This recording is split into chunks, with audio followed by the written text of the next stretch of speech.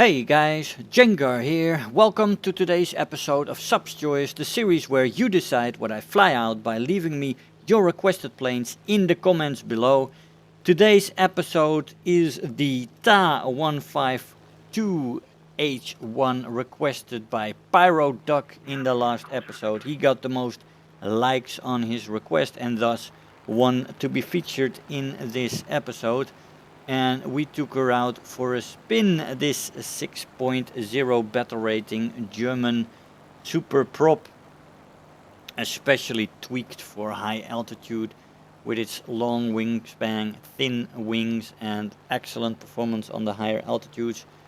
And she is actually very nicely suited for it. She also gets an air spawn and making it just a plane that gets to the higher altitudes, can start from a energy advantage from a high position in the field, and you are able to work your way down in this plane, and that is something you definitely want to do in this plane. The higher up you get, the better the roll rate, the better the performance, and the better she is compared to the competition as well. Of course there's other high altitude performance out there, P-47s for example, P-51s. There is planes that are also good at high altitude, but then when it comes to maneuvering at high altitude, this plane just takes the crown. It is really nice when it comes to maneuverability at higher altitudes. Now she ain't half bad at lower altitudes either, but damn, man. I mean, that roll rate on the higher altitudes is such a difference with the lower altitudes. Awe-inspiring, very nice, very comfortable this plane when it comes to that roll she faces when she is on the higher altitudes, looking at 3-4 opponents. A little bit lower, if you're controlled, if you're disciplined, if you're smart, you can do a lot of damage there. Anyway, 6.0 battle rating, that's steep. You're facing jets often as well. This plane is definitely capable of facing most of the jets in a maneuver fight, as there's no problems. Just speed wise you're going to be in a little bit of trouble with this super prop compared to the jets in 7.0 up tiers, because in a straight line this just is not a fast plane, and in a dive it is not one of the top contender. It's not half bad, but because of the wingspan, the roll rate easily suffers in a dive, and you're gonna have some issues there. But let's go into the speed first. The maximum speed at sea level with web is 538. Oh, sorry, that's without web. And with web it is 565. This is fucking awesome. Their children of the school next door are trying to get me to open the fucking door. Because some ball is probably in the garden. Now I live with some older people in some of the houses in my block, so I'm gonna let them open the door and get that fucking ball out of my garden, because it's a shared garden basically, so anybody can open that fucking door for the people there. Sorry for the swearing, I don't usually do that in my vids because I don't think it's necessary, but this was annoying. Anyway, I'll leave that in just to entertain you. So yeah, I was talking about that dive speed. Oh, sorry, the speeds 538 without web at sea level and 565 with web at 4,500 meters. Still go up to 477 without web and 502 with web, and finally at 6,500 meters she can take you to 454 without web and 473 with web. So those speeds are nothing fantastic. They are it's not the fastest plane on the block, let's say that, in a straight line, and you really got to take that into account, because in some situations you will not be able to win or to run away or to speed away from the planes that are faster to you. I can imagine some of the Corsairs, some of the P-51s especially, which you'll be facing a lot, are going to be difficult when it comes to that. Now the top speed in the dive is 827 before she redlines and 900 before she rips apart. The acceleration in the dive is nothing spectacular. It's decent, half decent. In a straight line, it's average, but you're not going to reach that speed. So that gap, it's only about 73 kilometers, not 100, as is basically the benchmark usually. If it's lower, you're often in danger of ripping the plane quickly, but the acceleration in a dive in this plane is nothing too spectacular. So that 73 is not gonna be a hindrance to your performance, or gonna rip you a lot of wings or stuff like that. But it's still not fantastic in a dive. So in long boom and zoom runs, this plane is not particularly good, especially because of the control stiffening that starts at 450, especially in the roll rate, and then a bigger tick even in the roll compression at 600. Now the elevator stays functional, so you can easily come out of that dive if you're having to pull out because the ground is coming your way. But that is usually also not the altitude where you want this plane to perform most. You want to keep this plane above 3000 meters if you can. But of course, at a certain point, the battle is going to develop itself, so it's going to move closer to the ground eventually. But yeah, if you want to boom and zoom, it's going to be short boom and zoom runs in this plane. With that control stiffening, it's going to be difficult to get the guns on target, because there is definitely a lot of planes that perform better in a dive when it comes to rolling. Now, you don't always need it. A lot of adjusting. I mean, if you position yourself well and you make your attack runs controlled, there is moments where people don't see you. But I mean, then you are counting on people not looking around. You're counting on a lower than average pilot, average to lower average pilot. They're not always paying attention. You're gonna have to roll in an attack run if you face a half decent pilot. And in that sense, this plane is not the best when it comes to high speed, long and boom and zoom runs. But it can still boom and zoom. You just got to keep them short. The runs got to be short so that you don't have the 600 compression ticking in. You don't want that one ticking. You want to, pull out of the dive at around 500, 550, somewhere between that, and then get back up and repeat, rinse and repeat. Or maybe get the enemy into a dogfight, and especially under higher altitudes, if you have to make a short run anyway, you're still on high altitudes, and in high altitude maneuverability, this plane is gonna shine for you. So yeah, that's about the control stiffening. The stall speed in the plane is very good, 95 kilometers an hour is where it's gonna stall out. This is very good indeed. And in vertical maneuvers, loops, you can also definitely perform. Excellent firepower on the plane, with one 30mm Mk108 cannon with 90 rounds, and that is supported by two 20mm MG151 with 175 rounds per gun. Now those ammo loads are not particularly fine. That is only decent. At this battle rating, many planes have a shit ton of ammo, and this plane just doesn't. So you gotta make the shells count, basically.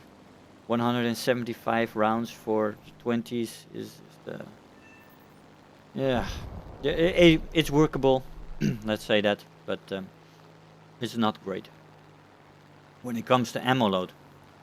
Acceleration in a straight line and in a dive, in a straight line is average, and in a dive it is decent. Picks up a bit there, but nothing spectacular in the acceleration, especially because of the long wings you have, right? That creates a lot of drag and making it difficult for the plane to accelerate as you might want it to. Energy retention in the horizontal. In horizontal, it's good. In the vertical, it's decent to good. You're also hampered by the wings, but especially on the higher altitudes, the wings actually become a benefit. I would say above 5,000-6,000 meters, it really starts to perform much better in the roll rate, in the performance, and also in the function of the wings. They just start to help you perform there and make your engine power count because of the extra lift. So yeah, pretty good. Climb rate in the plane is decent to good. It has an air start, that helps immensely as well. So the higher it gets, the better the wings help, right? So with that air start, you can get on top of the field all the time, basically. It's just most of the time you are the highest plane out there, and this gives you an immense tactical advantage, which this plane is ideally suited to exploit, especially with the high climbers that you're going to face initially. They're going to be slightly below you, and because of the setup of this plane with the high wing loading, it's going to be fantastic to pull maneuvers on them quickly and to outmaneuver them on that altitude. And you'll be surprised how many times people actually start to maneuver with you, and you'll have a good time in this plane. It's gonna be a joy and happiness. Now turn time in the plane is good, very good with flaps. Flaps rip off at 715 kilometers an hour, which is fucking awesome. Those flaps they don't rip off. It is well, they do. They do eventually, but only in a dive, and uh, at your regular speeds there's gonna be no problem at all. As I get killed by Eagle there. Thank you, sir. You were not the first teammate to kill me, as we've seen many times where either Finger or Dawn and now Eagle try to kill me and succeed. Yeah, they didn't try, but damn, son, it happens. Always fun to show. Good old squadding moments, right? Shit happens. It was a good time, by the way. I had that evening with you guys. Anyway, where were we? The flaps. Yeah, good flap rippage speed there. Roll rate is very, very good up high and decent down low. But yeah, the higher you get, the better that roll rate gets. Maneuverability, good most of the time, and very good, the great on the high altitudes. You're gonna be in your element there. Overheating is present, but it's not really an issue. It's easily controlled by just not wepping for a while or just taking it at 95 for a bit. It cools off very quickly. You have decent durability. It can take a hit or two. You have good armor protection on the pilot and a little bit on the engine. You do have massive wings though, meaning you are a bigger target and yeah, more easy to get shots on you. But they don't rip off easily. I mean, in a steep dive, you get some wing shakeage there. It's gonna shake a bit, and eventually, if you take it to too high speed, it's gonna rip. But I haven't noticed anything crazy there. So the durability is decent. Pilot protection is good. Yeah, all right. So yeah, this plane is a turn fighter with some short boom and zoom capabilities because of the setup. As you have an air start, you have good climb rate, you're gonna be up there, and it's gonna be ideal to boom and zoom people.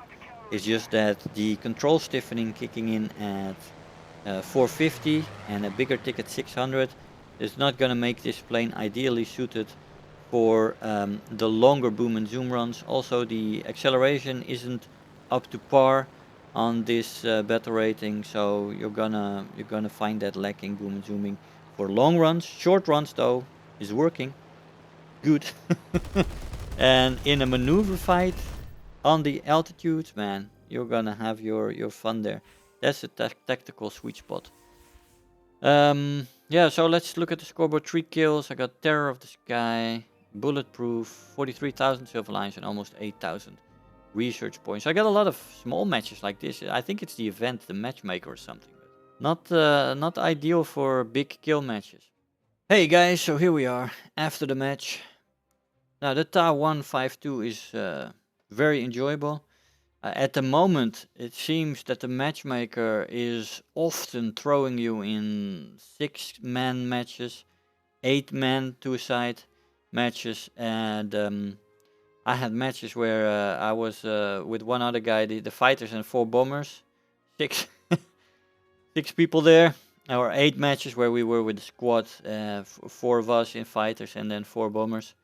It's just well, I find it not enjoyable, and I don't understand the reason either. With so many people queuing up, there's a lot of people playing right now because of the event, and just wait 30 seconds longer and you have just a normal 12-man match.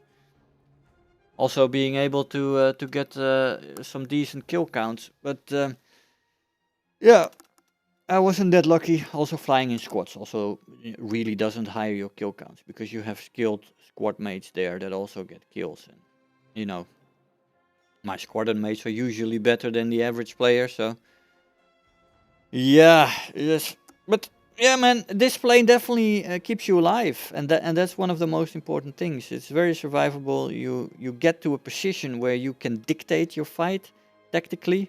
You are up there, and you can just work your way down, maneuver your way down with short boom and zoom runs, and then engage in maneuvers with enemy fighters that take the bait. And this is a good bit of fun. So yeah, guys, I hope you enjoyed the episode. Thank you all for watching. Make sure to leave me your requests for the next episode in the comments below. Like if you see one that you like as well, and the one with the most amount of likes will get featured in the next episode, and I'll try to get that out within a week or 2. Guys, I hope you enjoyed the episode. I want to thank you all for watching, and I'll see you guys next time. Bye-bye. If you're new here, make sure to hit the subscribe button. Become part of this community. If you are already a subscriber, don't forget to like the video, do leave me a comment, and if you really feel like helping out today, make sure to share the video with your friends and let them know about the channel.